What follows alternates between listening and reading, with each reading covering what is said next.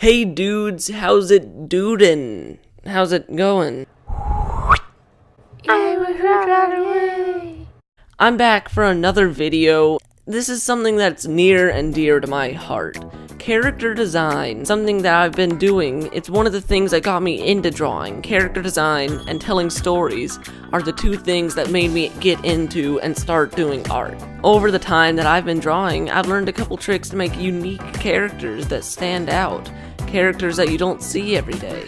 So I thought I'd share some of the tips I learned and some of the steps I've learned to design a unique character for whatever you need, a comic book, a TV show, just anything. You can see that these characters, not to brag, but they're not something you find everywhere. Like, he's supposed to be the nerd of the group, but he doesn't look like what you think was a nerd. He has a shaved side and has an AC/DC shirt, but he still feels like a nerd even though he's unique and different from what you normally see. So now let's get into the steps I use to make my characters look different and stand out from the rest. So first I'm gonna come up with what I'm drawing. I'm just gonna search something random. I'm gonna close my eyes and type. Dramplant. Okay. I typed Drumplunt. Dramplant. Dramplunt. Kinda looks like dumb plant. Incompetent. Incompetent plant is what we will be drawing. An incompetent plant. So the first step in designing your unique character is a rule I like to call opposites. When you think of a cartoon dumb, you probably think of this: cross eyes, derp smile, and when you think of a cartoon plant, you probably think of this: a flower. But with the rule of opposites, we do the opposite of that. Instead of a flower, let's draw tangled up vines. Now you think you'd put a plant in a pot, right? But nope, let's give him big feet. So now that we've done the opposite of what you'd expect, a tangled vine with long eyes and big feet, let's do the opposite of what we just did. You see, another rule is to go on chains with your mind and try to do lots of things. Try to think of this and think of that and think of that, and then it leads to another idea, which leads to another idea. So I said, let's do the opposite of this wavy thin stem and do a big thick one. Oh hey, that looks kind of like a tree trunk. Oh hey, I could do a tree. Oh, what if I did a bonsai tree? Oh, this one could be in a pot since the last one had legs. And these first few idea sketches you do of random things that pop into your mind should be super rough and only display ideas, because if you try to do final art, you'll not only take a while, but you'll get rid of all the wonderfully dumb ideas that you have, such as this dumb idea. A flower. He's a flower. He has a stem going down. He has big feet. Oh no, wait. How about, since the other ones didn't have arms, opposite rule coming into play, let's do huge beefy arms. Oh, these arms are so beefy. They're so thick. No, he shouldn't have beef arms. He just literally has steak arms. His arms look like steaks. That's literally his arms, just steaks. So if you ever run out of ideas, go to Google. Let's say you drew a human. Search human toon. Look at all this inspiration. Oh hey, that looks cool. Maybe you could give your guy a little beanie like that. Cool, maybe you could get inspiration from his haircut. He has a neat haircut. You see, if you're drawing a human, Google's a great place to get inspiration from. But since I'm drawing a plant, I'm just gonna search plant. Oh hey, aloe. Ooh, I know, aloe's a type of cactus. Let's draw a cactus. Oh, don't you just hate it when you gotta draw all them cactuses? But in all seriousness, why don't I ever have to draw cactuses? I've had to draw like one cactus in my life. Why is it such an uncommon thing to draw? We've already done legs and pot. So what's a good idea? Don't forget our prompt is incompetent plant, so we gotta make him look dumb in the final drawing. So let's do something really dumb. Instead of having big long feet, like in these, and short legs, rule of opposites states he should have long legs and baby feet. See, I bet you've never seen an old man cactus. Using the ideas, spinning off of different ideas, and using the rule of opposites and doing the opposite of multiple things, we have so many different things to choose from. I like this dude's eyes, the fact that this dude's a tree.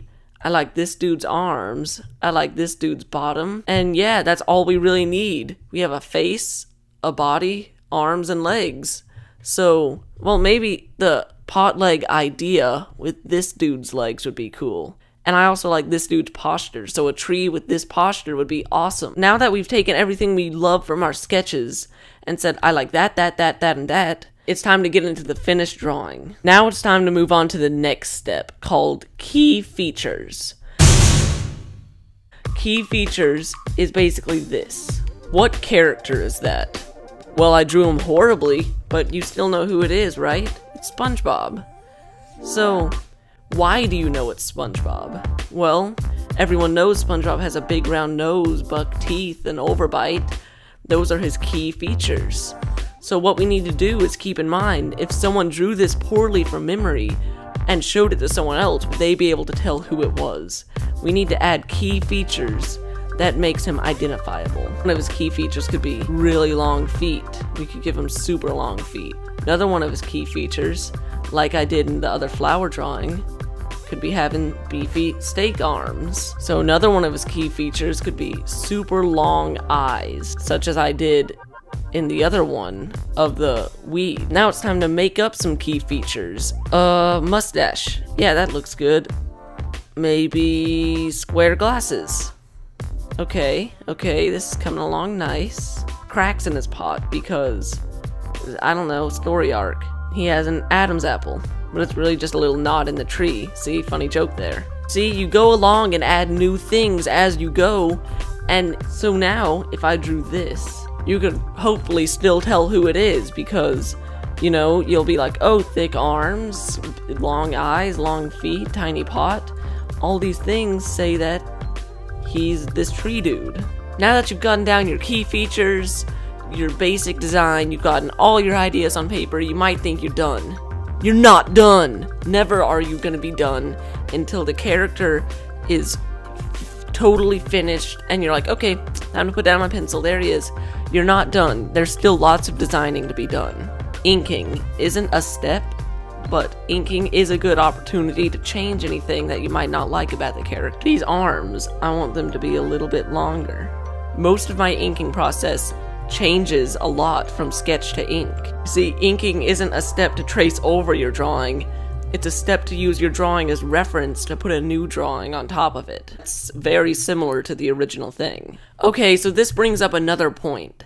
Those teeth look hilarious, but when you zoom out, it's so much to look at, it kind of takes away from the charm and simplicity of the character. It's like you're trying to add more. Remember, you gotta make your character easy to look at. If there's a ton of details, the eye is gonna be jolting everywhere, like, wait, what detail do I look at first? So remember, make your character easy to look at. That's not a step, it's just a tip. Here's what I have. So now it's on to the final step. A lot of people overlook this step, actually. Tree guy, he should have green leaves, brown stem, there you go. No. 5 billion times no. I'm gonna show you how you should do this. Coloring is one of the most important parts of the entire drawing. Watch, on this one, I'm gonna color him like you might think one would color him. Well, trees have green leaves. Pots are usually brown, I guess. His trunk is brown too. Eyes are white. You see, that's how you'd think you'd color him, right? Just a tree man. I'm gonna show you what a little bit of thinking and a little bit of going outside of the box can do for you. Pink. Pink pot could be an awesome key feature. Let's see, what goes with... Maybe that's a little bit too hot of a pink. Probably give him a little bit of blue in his trunk. A little bit too saturated. You can see two very different representations of Harrison the Tree Man just by different colors. He looks like a totally different person. Now, I don't know which one you like more. Maybe you do like this one over here, the more general looking one that is a tree man. But me personally, I like this one over here. It has a really nice color scheme to it that you can't just get with all these browns and greens that, you know, because you're like, oh, a tree man has to be brown and green. No, he doesn't. He doesn't. It can be whatever you want it to be. It's your character. It just has to look nice together. There's Harrison the Tree Man. Man, he's really cool. I like this character. And just in case I wouldn't put it too fast, too rushed, you got confused, I'm gonna go over what I did in this video. First thing I did is I used a couple techniques just to put ideas on paper. The whole opposite thing, you don't gotta do that. It's just something I thought, hey, this seems cool. This gives you a bunch of cool things. And then you use ideas and changing things around and spinning off of ideas and meshing things to your liking until you just get so many dumb ideas that you have good ones to pick from. And cherry picking good ideas from all the bad ones you have laying out is one of the most important parts in any character design. Then you actually put some thought into coloring. Now, I thought this pink, orange, and gray color scheme was a good idea to go with.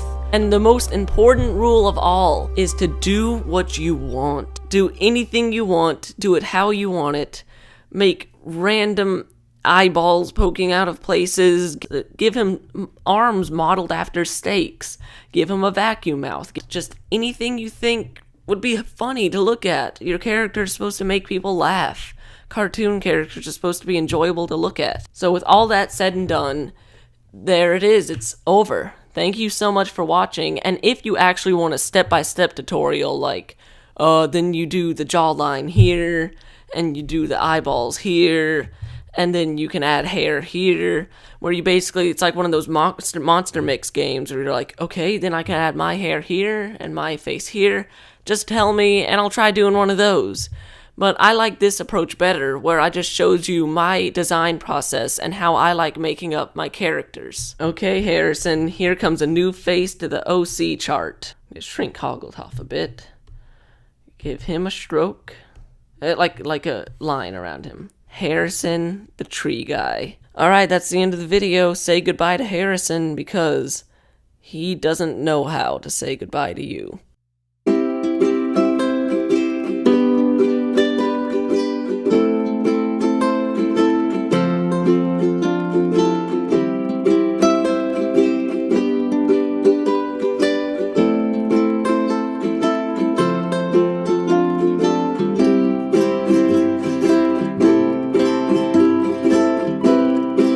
Is there an only bicep workout that you can do? Is that possible to only work out your biceps? If there was, I would do it, and then I'd do tricep workouts. How would trees work out anyways?